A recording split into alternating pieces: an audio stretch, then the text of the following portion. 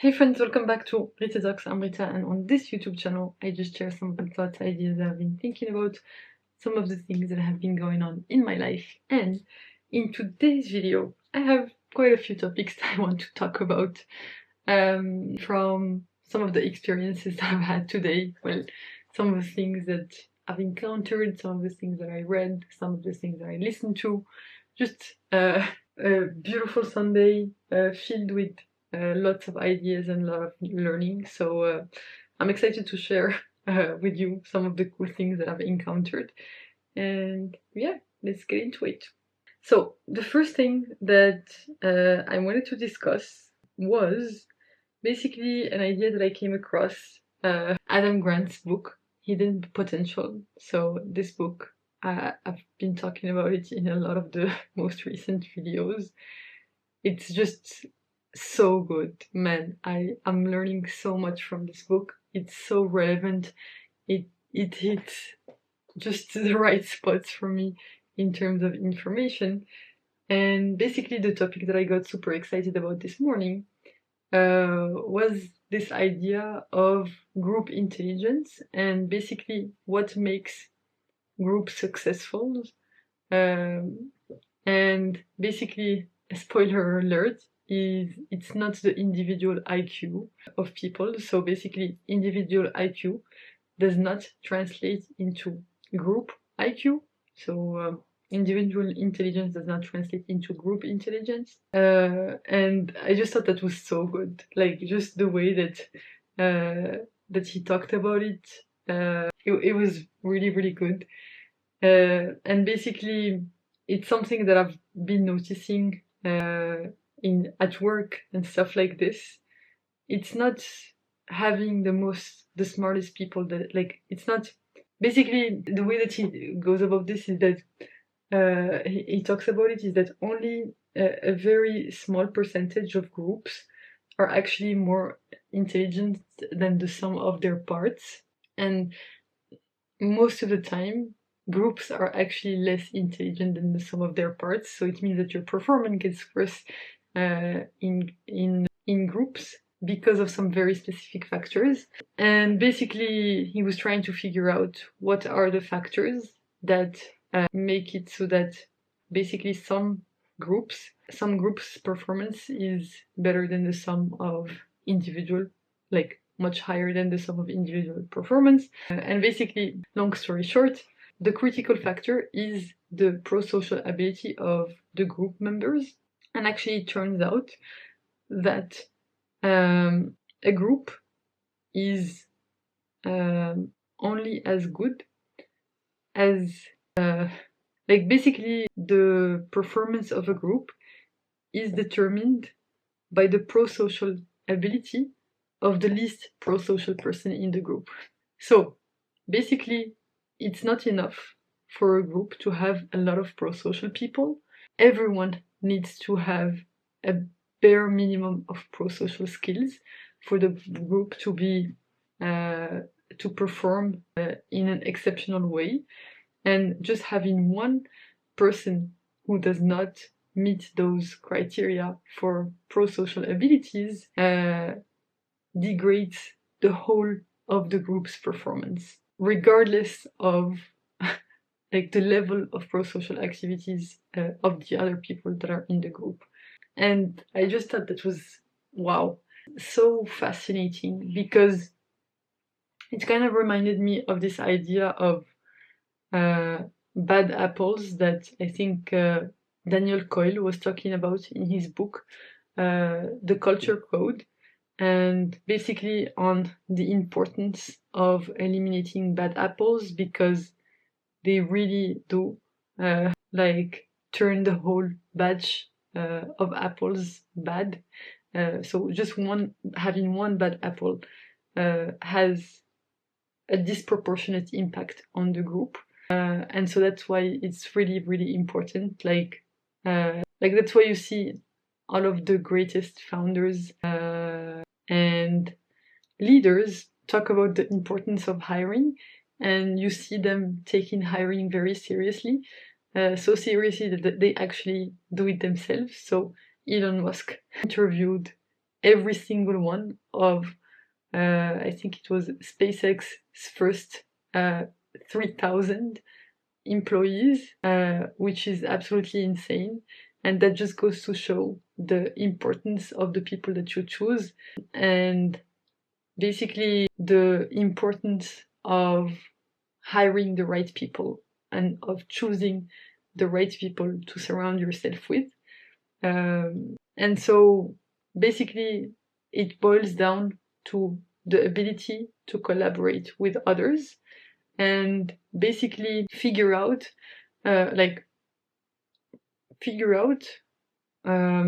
the strengths of each person in the group, and then basically split work in a way that plays to every single person's strengths.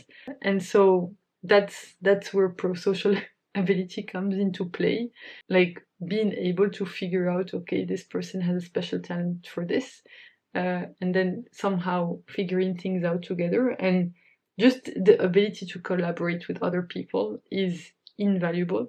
And in order to collaborate, you need to have trust. And basically trust only comes from an environment where you feel like you're not going to be judged, and that there is no competition, and that you're all trying to help each other like for a higher purpose, that you're all working towards the same higher purpose, and you all trust each other's abilities. Basically you trust in other people's expertise in their specific domain, and that's what makes groups perform better than most other groups, right? That's what makes high group IQ, sorry. And I just thought that was excellent. Like basically this idea, like every time I encounter an idea that completely like that starts to make me think about how it applies, like this was definitely one of those ideas. So I was reading and I had to stop just to think about it, and I just like stopped reading, and I thought for maybe 10 to 20 minutes about this specific thing, and like how it kind of, how I've encountered it, and how it relates to the importance of hiring, and all of that stuff. So this was just an excellent insight. So wow, Adam Grant, I keep being absolutely blown away by the quality of your book. This is the first Adam Grant book that I read, and I'm so pleasantly surprised by the quality and insights that I get. It's just so good, and I'm so glad that I decided to pick it up. So yeah, super grateful for that. So that was the first thing that I wanted to talk about today. The second thing that I wanted to talk about actually is something like somewhat of a reflection that I've had while listening to the Founders podcast. And basically, like the episode that I was listening to today was the Walt Disney episode. So I think it was number 346 on the Founders podcast. And actually, the reflection is not specifically on the episode itself, which was excellent. I think this guy does an excellent job of telling the stories of all of these founders, and just kind of some of the critical parts of their journeys, that like some of the turning points. And yeah, I'm super grateful for the work that he's been putting out. This is like maybe, I hope, some constructive criticism from someone who really enjoys these podcasts. So here it goes. Basically, I think he's been like kind of promoting a lot this Founders Notes thing, which he's doing in collaboration with Readwise. And basically, Founders Notes is basically all of the notes from all of the notes from that he's taken about all of the different books that he's made podcast episodes about, as well as as well as his highlights from all of the books that he's read, notes from the books, transcripts, the podcast episodes, etc. And he has them in a single place, and I think he has like some sort of subscription if you want to access that. So something that basically in the way that he markets it, or like in the way that he promotes it, is he's like, yeah, this helped me so much, and that's why I think it will help you. And I'm like, really? I don't think so. I think it helped you because you are the one who read the books and took the notes. And so basically that kind of makes it local to you. In the same way that the notes that I take and the highlights that I highlight from the books that I read are helpful to me, and not to the next person, because they have not read the book, or they have not somewhat built a kind of mental model of that. And basically I think the kind of helpfulness that, like the level of helpfulness that this has for him does not kind of scale to other people, or at least not to the same level as his like as he thinks it will. And so basically my constructive criticism is, yes, actually, that those kind of resources could be helpful, but not to the same extent that you're advertising them for, because you're only advertising them from your own perspective, right? So actually an alternative, like I think like something that would be really cool is not to have access to his specific notes, although that's helpful. I think the most valuable thing is allowing people to access their own specific notes, right? So basically I think this new feature that he's launched, I think he's called it Sage, where basically you have an AI that kind of goes through all of this kind of stuff, and you can ask it questions, and I'm like, that's an excellent idea, right? Like that's an excellent feature. And what makes the feature excellent is not, I mean, it is to some extent the data that he's feeding it, but it's also like, I wish I had that for my notes, right? Like, instead of it being founders' notes, I would, like, people can have their own AI for their notes, right?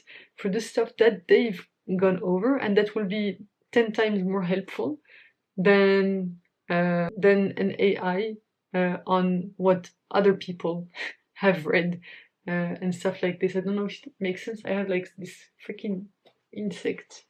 It's flying in my... Let me try and do this. Okay. I think I killed it with my crock. So I think I understand why that this feature that he has is extremely helpful to him. I just think it's not the content that makes it helpful, it's the fact that it's stuff that he's read, and that makes it 10 times more valuable to him.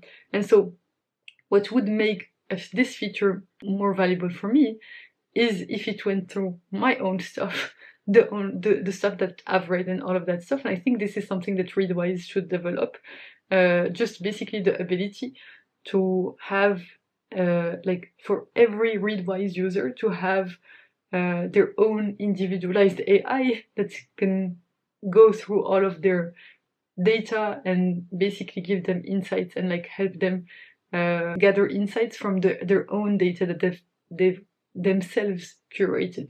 But still, I think there is some value to actually accessing his stuff, because he has read so many books from founders and stuff. So I still think that it has value, not just like my only, I guess, critique is that it's not the value in the sense that he's thinking, and I don't think it's at the scale that he's thinking. but that kind of sparked an idea for me, is that like, I mean, I guess this guy, I don't know him that well, but I've been listening to his podcasts a lot. So let me try and figure out what's his name. David Senra. So given that, like, I don't know what kind of work he's done, right? Like, I don't know what kind of companies he started, whatever. I know that he's been reading a lot of books and all of this stuff. That makes a lot of this very valuable. But I actually thought that instead of it being like, although this founder's note is helpful, I think a variation of that would be exponentially more helpful. It would be something like Naval's notes, or Elon Musk's notes, or Jeff Bezos's notes, right? Where basically you can access the kind of highlights, Readwise highlights of Naval Ravikant, like the stuff that Naval Ravikant has read and highlighted and thought it was important, and be able to access that.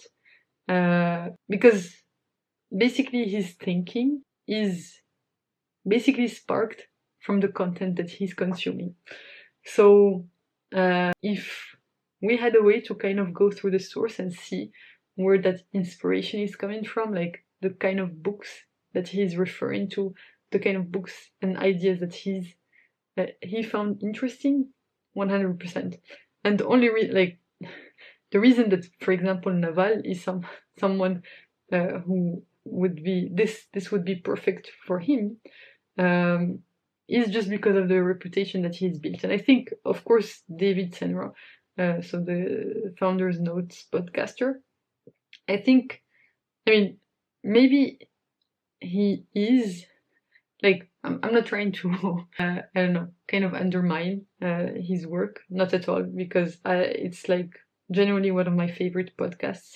Like, since I've found out about it, I've just been binge listening and reading, and like binge listening to a lot of the episodes. So as I mentioned, it's like genuinely one of my favorite podcasts, and this is hopefully like constructive criticism.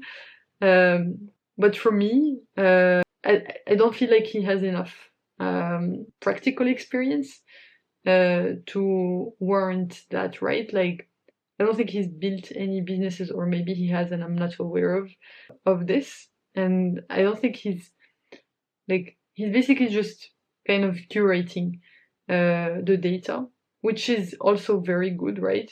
But it does not give him the same kind of credibility that, for example, Naval has, just because Naval has built so many businesses and all of this stuff. But maybe over time it will be better, and it will make these founders' notes much more valuable, just because of the person that he becomes. I don't know, but this is just something that I thought, like, it's not. I think it's not the notes, like, that make it special. It's the fact that he wrote the notes that makes it good for him. It's not the notes themselves. It's not I mean, of course, the content of the notes matters, but it's the fact that he wrote the notes, that he curated it for himself, that make it super valuable for him, because it kind of hits on stuff that he's already encountered before. Whereas for other people, right, it's not going to be the same. It's not going to hit the same, because this is probably the first time they encounter it. So this kind of reminds me of like the ChatGPT thing, right? Like, you can ask it to write something for you, but basically that makes it really hard to edit because you did not write it. And so actually it's a better starting point to start with something, like to write down your ideas of what you wanted to talk about, and then ask ChatGPT or like whatever LLM to give you improvement ideas, rather than the other way around, like asking it to give you like a starting point and then you editing, because the editing part is the hard part. And so it's easier to edit your own stuff that you've written than to edit other people's stuff, or stuff that you have not generated yourself. And I think the same kind of problem applies here. So these kind of notes are valuable for him because he's the one that curated them, like are that valuable for him to that extent because he's the one that curated them. the same way that the notes that I've curated for myself and that I've taken for myself are exponentially more valuable to me than they would be for other people because I'm the one that wrote them. And so basically they just kind of serve as reminders of some kind of connection that my brain has formed, and that's what makes them valuable. It's not the notes themselves, although there is also value in the notes themselves. Yeah, that was just something that I thought about, that I thought was very interesting. But yeah, anyway, that was very cool. There are other things that I've encountered today. So like I listened to the podcast episode on John Yushai's podcast Created, and I actually listened to the Cleo Abram interview, and wow, I'm such a fan of Cleo Abram. Honestly, the work that she's doing is so amazing, so inspiring, and it really helps to kind of see the mental model that she has around making videos and deciding what ideas to pursue and what makes a video, and basically like the kind of distinction that makes a good video is usually something that you cannot write, and it's basically tied to a visual. So that's what she calls a key visual, and that's usually, if you don't have a key visual, then probably you're not gonna have a good video or something. I think I can go further into this tomorrow because I'm probably gonna finish this episode tomorrow, and I can give you a bit more of my thoughts, like more fully formed thoughts on this. So anyway, thanks a lot for tuning in. You can click here to watch my previous video on this channel, so don't worry for this one, or you can click here to watch my latest video on the channel. So you can click here to watch my latest video on the channel overall. Thanks again for tuning in. Thanks a lot for tuning in. I hope you have a fantastic rest of day, night, whatever time of day it is, where you are right now. Bye for now, and hopefully see you in the next one. Bye.